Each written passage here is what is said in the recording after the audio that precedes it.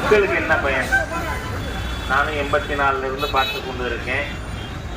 கண்டனூர் குடும்பத்தினுடைய குரங்கு பிடியிலே இந்த தொகுதி இருந்து கொண்டு தத்தளித்து கொண்டு இருக்கிறது.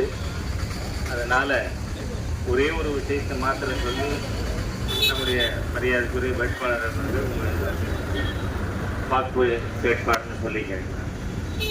இந்தியாவை காப்பாற்ற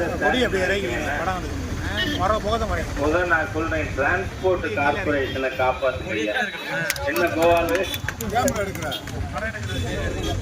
இன்னைக்கு தமிழ்நாட்டில் இருக்கின்ற 300க்கும் மேற்பட்ட போக்குவரத்து பணிமனைகள் இவங்க எதுவரை அடமானம் வச்சிருக்காங்கிறதுக்கு தட்டுமுட்டு சாம எல்லாம் அடமானம் வச்சாச்சு. தமிழ்நாட்டில் 300க்கும் மேற்பட்ட பணிமனைகள் கடன்லே அடமானம் வைக்கப்பட்டிருக்கு. கிட்டத்தட்ட 2500-3000 கோடி ரூபாய்க்கு டிரான்ஸ்போர்ட் கார்பரேஷன் பில்டிங்ஸ் மாட்டுக்கேஜி பண்ணிருக்கு. ஆகவே தமிழ்நாட்டில் தட்டுமுட்டு சாமான விற்று சோறு சாப்பிடுற அளவுக்கு மோசமான சூழ்நிலையில இருந்து கொண்டு இருக்கு.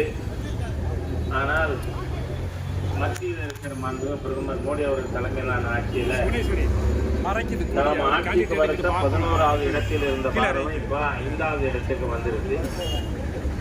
இது 27க்குள் 3வது இடத்திற்கு வரும் என்கின்ற உத்தரவாதம் தந்திருக்கும். அதனால யாருக்கு ஓட்டு போடுறது தேவைங்கிறது நல்லதுங்கிறத புரிஞ்சு நாம செய்யணும். காரணம், இவர்கள் ஏதோ பாராளுமன்றத்தில் போனால் போயிருக்கலாம், தூங்கலாம், வரலாம், செய்ய முடியாதுங்கிறதுனால தாமரை